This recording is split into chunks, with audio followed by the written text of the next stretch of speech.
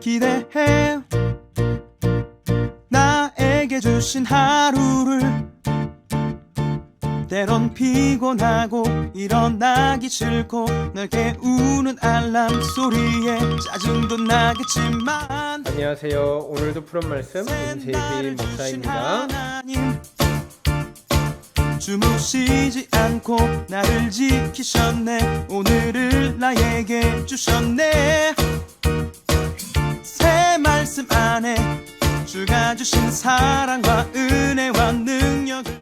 하나님 말씀 예레미야 2장 18절 19절 말씀 제가 봉독해 드리도록 하겠습니다. 그들의 마음이 주를 향하여 부르짖기를 딸 시온의 성벽아 너는 밤낮으로 눈물을 강처럼 흘릴지어다. 스스로 쉬지 말고 내 눈동자를 쉬지 말게 할지어다. 초저녁에 일어나 부르짖을지어다. 내 마음을 주의 얼굴 앞에 물쏟듯 할지어다. 갓길 어귀에서 주려 기진한 네 어린 자녀들의 생명을 위하여 주를 향하여 손을 들지어다 하였도다. 아멘.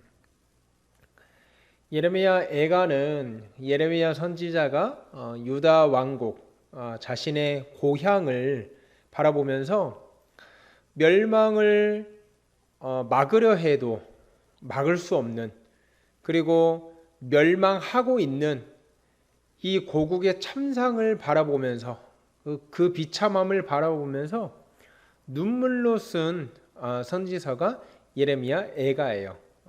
오죽하면 이 에레미야라고 끝나지 않고 예레미야 애가라고 있겠습니까? 눈물의 노래, 눈물의 시라는 뜻이죠.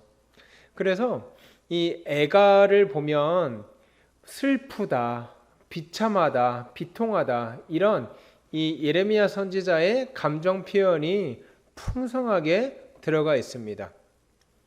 왜 이들이 멸망했습니까? 하나님의 말씀에 불순종하여서 하나님께서 지난 몇십 년 동안 그들에게 돌아오라 돌아오라 순종해라 순종해라 그렇게 귀에 못이 박히게끔 권면하고 또 이야기했음에도 불구하고 그들은 여전히 죄 가운데 행했고 여전히 이방 나라들을 의지했으며 하나님을 미워하고 하나님을 밀어냈기 때문에 이제는 하나님께서 그 정한 기한이 다 찼기 때문에 마침내 진노하셔서 이방 나라를 통해서 이 유다 왕국을 멸망시키는 것입니다.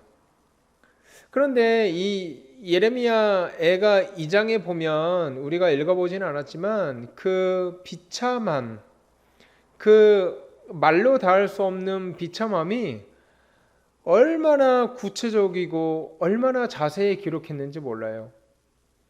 오죽하면 먹을 것이 없어서 자느를 먹는다. 오죽하면 이 굶주리고 굶주려가지고 더 이상 이 굶주릴 이 궁지에 몰려가지고 이성을 잃어버려가지고 자녀들을 잡아먹고 또 칼로 조륙을 당하고 이 선지자나 백성이나 너나 할 것 없이 모두 다 싸그리 도륙을 당하는 이 절망의 참상에 빠지게 되는 이 유다 왕국. 여러분 예레미야 2장에 보면 이러한 절망적인 상황 가운데서 이러한 도륙의 현장 가운데서 과연 하나님은 이 백성들을 바라보면서 어떤 마음을 품고 계시는가. 11절에 보시면 이렇게 말하고 있습니다. 내 눈이 눈물에 상하여 내 창자가 끊어지며 내 간이 땅에 쏟아졌으니 이는 딸 내 백성이 패망하게 되어 어린 자녀와 젖 먹는 아이들이 상업 길거리에 기절함이로다. 아멘. 이것은 1차적으로 예레미야의 심정입니다. 하지만 하나님께서 선지자를 세우셔서 선지자 입술을 통해서 하나님의 마음을 대언했음을 우리가 살펴볼 때 이것은 또한 하나님의 애끓는 마음임을 우리가 확인할 수 있습니다. 내 눈이 눈물에 상했대요. 내 눈이 눈물에 상했다. 이 폐역을 바라보면서 하나님의 진노의 결과로 이들이 죽어가는 현장을 바라보면서 미련하게 그래도 돌아오지 않는 이스라엘 백성들을 바라보면서 하나님이 너무 눈물을 많이 흘리셔서 오죽하면 눈이 상했다고 말하고 있습니다. 그리고 뭐라고 합니까? 내 창자가 끊어졌다고 말하고 있어요. 여러분, 이 창자가 끊어졌다는 표현은 신약에서 예수님이 정말 이 갈 곳 없고 방황하고 죄로 인해서 고통받는 무리들을 바라볼 때 자주 등장하는 표현 아닙니까? 창자가 끊어졌다, 민망히 여겼다, 불쌍히 여겼다, 이런 표현들이 마구마구 등장하거든요. 그러니까 하나님께서 죄 가운데 거해서 하나님으로부터 징계받아야 하는 이 유다 백성들을 바라볼 때 징계를 내려주시는 그 장본인임에도 불구하고 그 마음이 편치 않다는 거예요.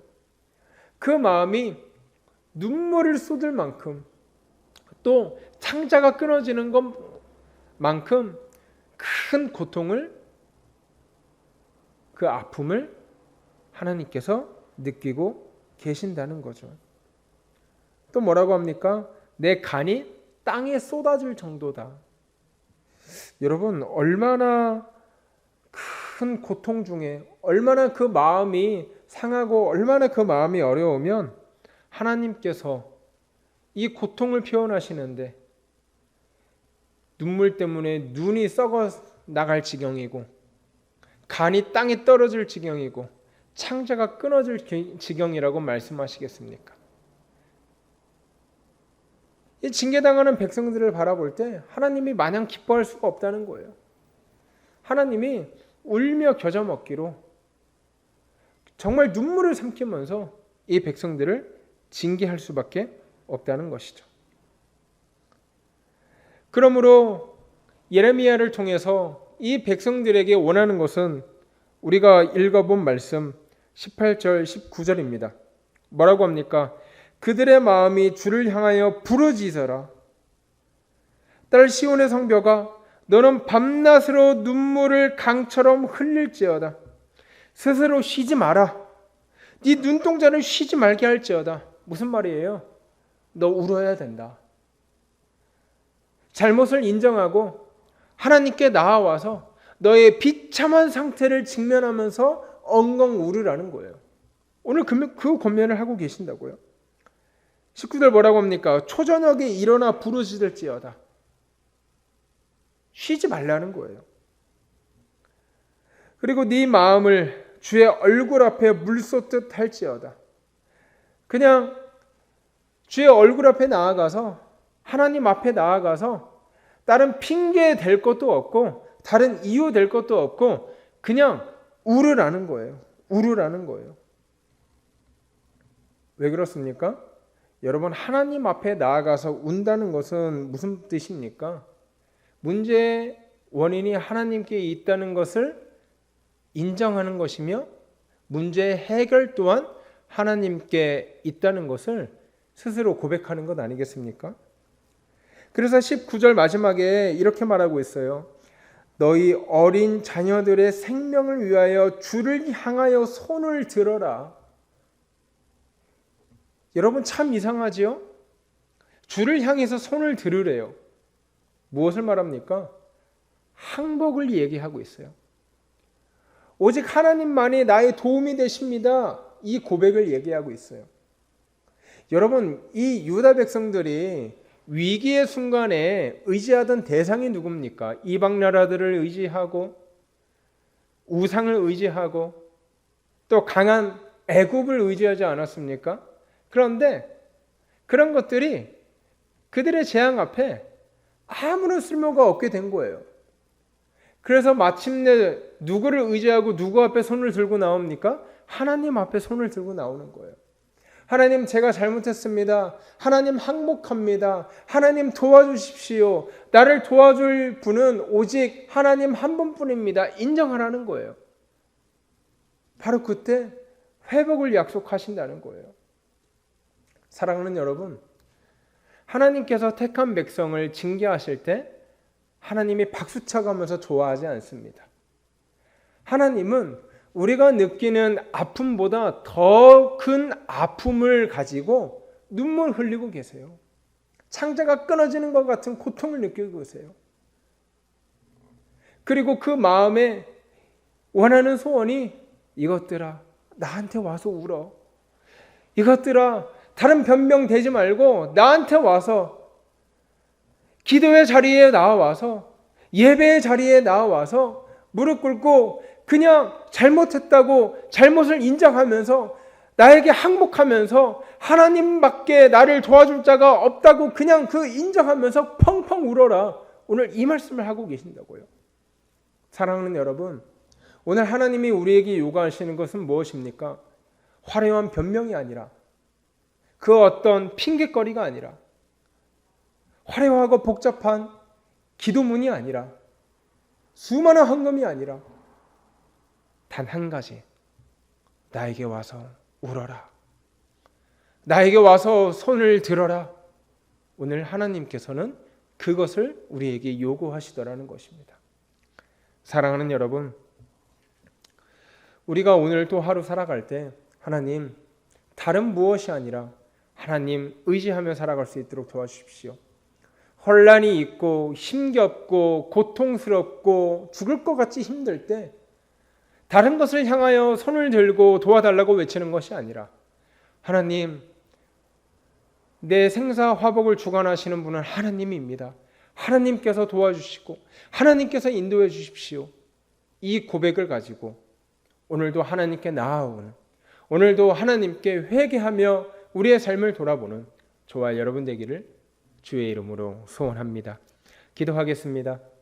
우리 기도할 때 이렇게 기도했으면 좋겠어요. 하나님, 내가 그동안 하나님을 떠나 있었고 또한 하나님을 멀리했고 또한 하나님보다 더 의지했던, 하나님보다 더 우선적으로 손을 들고 찾으려 했던 그 무언가가 있었다면 하나님 용서해 주시고 나의 눈물과 나의 시선과 나의 손을 오직 하나님께만 향하고 하나님께만 드릴 수 있도록 주님 역사하시고 인도하여 주시옵소서.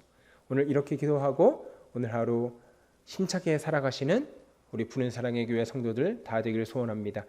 기도하겠습니다.